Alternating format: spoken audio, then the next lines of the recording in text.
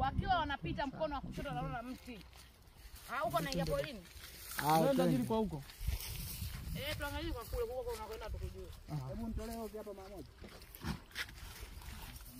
Kwa hiyo unajua utafanyaje? Utashuti wide ya dole akiwa amesimama empty. Umeelewa? Akiwa amesimama empty anaangalia. Umeelewa? Hiyo over shoulder hapa hii. Achana hiyo, nisikilize kwanza mimi. Utashuti empty ambao dole atakuwa amesimama hivi anaangalia ule mti akiwa amezubaa. Wakati amezubaa tunamuona dole pamoja na mwasi wakiwa pale kwenye mti. Kwa hiyo utapiga hiyo, utapiga empty frame ya kwao wakiwa wanacheza.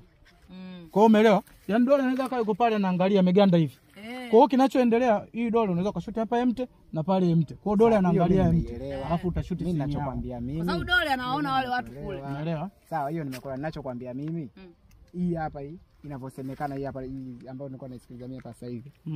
Wewe si ndo dole ndo nani? Dole ni njenje. Sasa yani katika over shoulder yake ile inakuwa anaangalia mbele kwenye mti pale, sio umeelewa?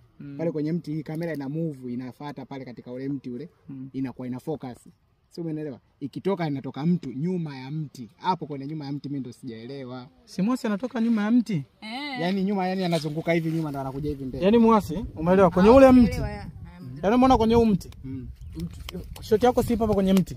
Huu mti unakuwa ndo huko, yani unakuwa auto focus.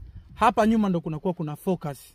Umeelewa? Kwa huyu anayekuja huku sisi tunaanza kumuona focus mpaka anavotoka anakuwa mwasi. Umeelewa? Maana tulichotoa maelezo.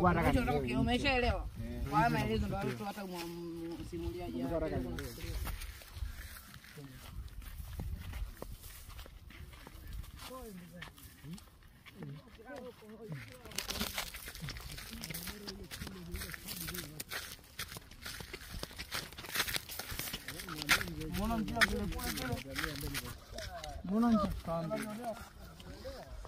Huko machakani natafuta location. Shida sana, ni hatari. Nataka kuliwa na wanyama, unajiangalia mwenyewe. Unapokuwa kubwa. Manyoka kukutana nao ni kawaida. Ndio hivyo.